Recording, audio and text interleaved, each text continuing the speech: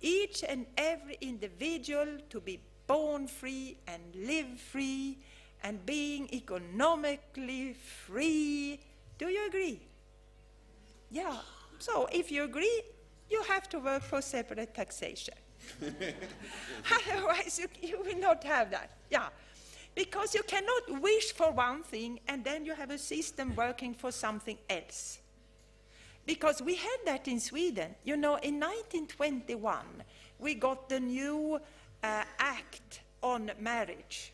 It's a very radical act. 21, that was when women had the opportunity to vote for the first time. So democratic reforms very often means reforms in other fields as well. So we got a new marriage act. So, and that said that married couples, women and men, because we did not talk about, you know, the same sex, that was not around, not in Sweden anyway. But couples who are married, they have a joint responsibility to support each other. We have, since 1921, men have never been responsible for supporting their wives.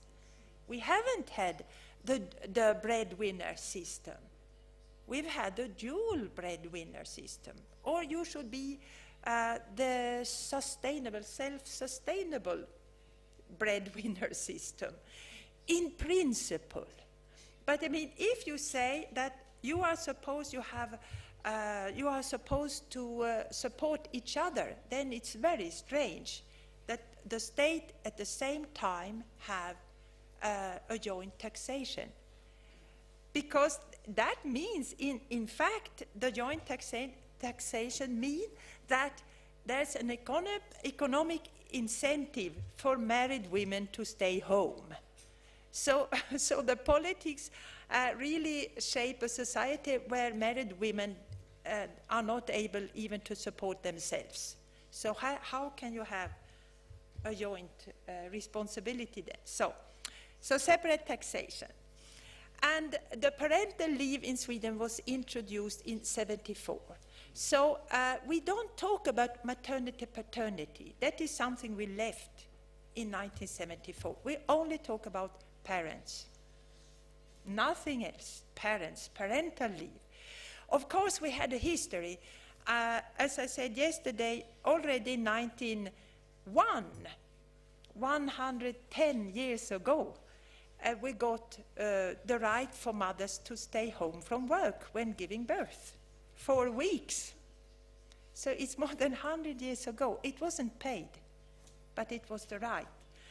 But the maternity leave was introduced in 1938. It was decided 36 and introduced 38. So, and why? I think perhaps when I listened to you, you were talking about the economic recession, the troubles, the birth rates going down. Well, that was the situation in the 30s. Anyway, in Sweden, it was economic recession, I think, most in Europe and all over the world. And the birth rates in Sweden, they were going steeply down. So, and then instead of saying, oh, we must force women to stay home and give birth, you know, because some conservative people, they thought that is the only way we can change this decline of the birth rates. But then that is, I think, fantastic. And it was a woman, Alva Myrdal. She's a very controversial person, but I think she is a political genius. She was the one who said, okay, if we want the economy to recover, to grow, and we at the same time want the birth rates to go up, then of course we shall make it possible for women to combine the both things in 1938. So it was presented as a way to solve economic problems and birth rate problems.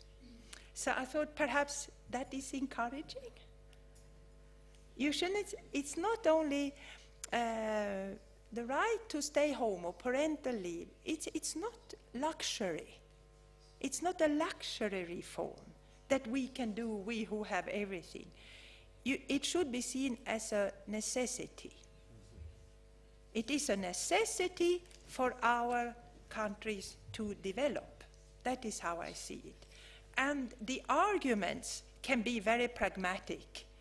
It can be about demography, birth rates, education and production. It can be about economic efficiency.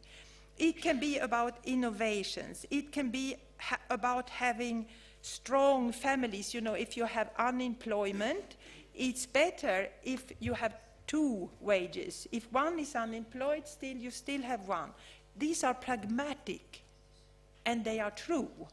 So you should learn about pragmatism. Well, of course, in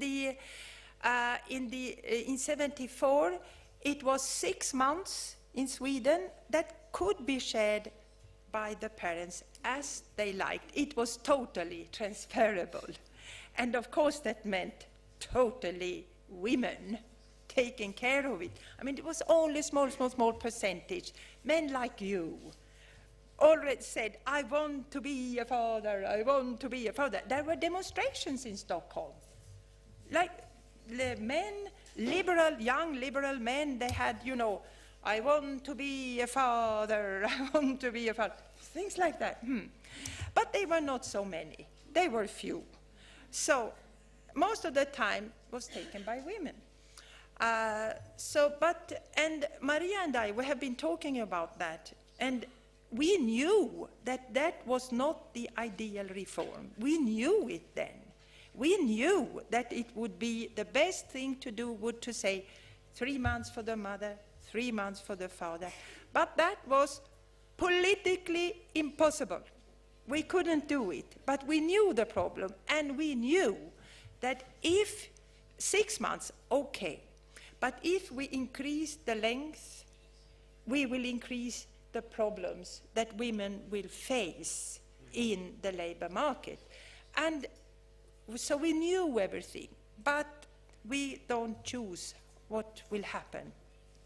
So, and today, the parental insurance in Sweden today is 480 days. It's 16 months, not weeks, as here, but months. And 2 months has to be taken by the mother, and 2 months has to be taken by the father. But the other ones, transferable. And therefore, even if we've had parental leave since 74, approximately 79% of the days are taken by women. And we know that that is a disaster for women in the workplace. So there has been a research conducted fairly recently, last year, looking at what happened for women and men in the labor market when they got children. And it's really, it's kind of funny, because for women it meant working part-time, losing the wages, the increase, having a slowdown in the career, well, everything, you know. And that was statistically so strong that it could be shown statistically, these changes. And what do you think were the changes? The only change that could be seen among men, what is the difference before and after having children? The only thing was that men who were unemployed before they had children, they got a job when having children. That was the only thing that happened. Yes. So, I mean, we know that even in Sweden, the structures are very gendered. And I think we are heading towards problems if we cannot do something. It's also about what we can see today is that a growing number of women are not part of the labor market, and they are not unemployed. And the difference between women and men participating in the labor market has increased during the last 3 years.